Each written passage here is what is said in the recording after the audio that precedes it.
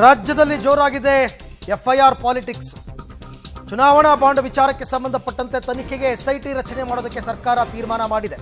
ಇನ್ನೊಂದೆರಡು ದಿವಸದಲ್ಲಿ ಇದಕ್ಕೆ ಸಂಬಂಧಪಟ್ಟಂತಹ ಆದೇಶ ಕೂಡ ಹೊರಬೀಳುತ್ತೆ. ಈಗಾಗಲೇ ಡಿ ಕೆ ಶಿವಕುಮಾರ್, ಪರಮೇಶ್ವರ್ ಎಲ್ಲರೂ ಕೂಡ ಚರ್ಚೆ ಮಾಡಿ ಮುಖ್ಯಮಂತ್ರಿಗಳ ಗಮನಕ್ಕೆ ತಂದು ಮುಖ್ಯಮಂತ್ರಿಗಳು ಕೂಡ ಹೆಚ್ಚು ಕಡಿಮೆ ಒಪ್ಕೊಂಡಂಗೆ ಕಂಡು ಬರ್ತಾ ಇದೆ. ಹಾಗಾಗಿ ಒಂದೆರಡು ದಿನಗಳಲ್ಲಿ ಸರ್ಕಾರ ಈ ಕುರಿತಂತೆ ಆದೇಶವನ್ನು ಹೊರಡಿಸುತ್ತೆ. ಕೇಂದ್ರ ವಿತ್ತ ಸಚಿವೆ ನಿರ್ಮಲಾ ಸೀತಾರಾಮನ್, ಬಿಜೆಪಿ ರಾಜ್ಯಾಧ್ಯಕ್ಷ ವಿಜಯೇಂದ್ರ, ಕೇಂದ್ರ ಸಚಿವ JP ನಡ್ಡಾ ಮತ್ತು ನಳಿನ್ ಕುಮಾರ್ ಕಟೀಲ್ ಇವರೆಲ್ಲರ ವಿರುದ್ಧ FIR ದಾಖಲು ಮಾಡಿ ಅಂತ ಜನಪ್ರತಿನಿಧಿಗಳ ನ್ಯಾಯಾಲಯ ಹೇಳಿತ್ತು. ತಿಲಕ್ ನಗರ ಪೊಲೀಸ್ ಸ್ಟೇಷನ್ನಲ್ಲಿ FIR ಕೂಡ ದಾಖಲಾಗಿದೆ. ತನಿಖೆಗೆ SIT ರಚನೆಗೆ ಈಗ ಸರ್ಕಾರ ಮುಂದಾಗಿದೆ.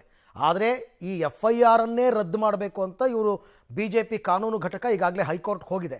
ಅದೇನು ತೀರ್ಮಾನ ಆಗುತ್ತೆ ಅಂತ ಕಾದು ನೋಡಬೇಕು.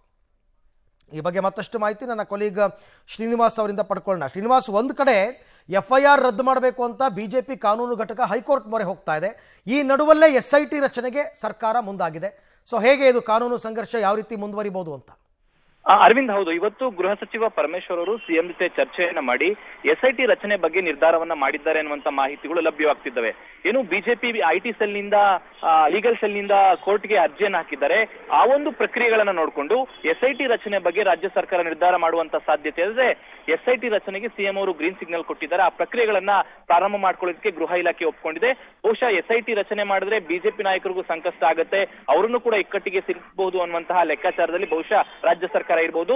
ಆ ಹಿನ್ನೆಲೆಯಲ್ಲಿ SIT ರಚನೆಗೆ ನಿರ್ಧಾರ ಮಾಡಿದ್ದಾರೆ. ಒಂದೆರಡು ದಿನಗಳಲ್ಲಿ, ಅಂದ್ರೆ ಹೈಕೋರ್ಟ್ನ ನಿರ್ಧಾರಗಳನ್ನ ನೋಡಿಕೊಂಡು ಬಹುಶಃ SIT ರಚನೆಗೆ ಆದೇಶವನ್ನು ಹೊರಡಿಸುವಂತಹ ಸಾಧ್ಯತೆ ಇದೆ.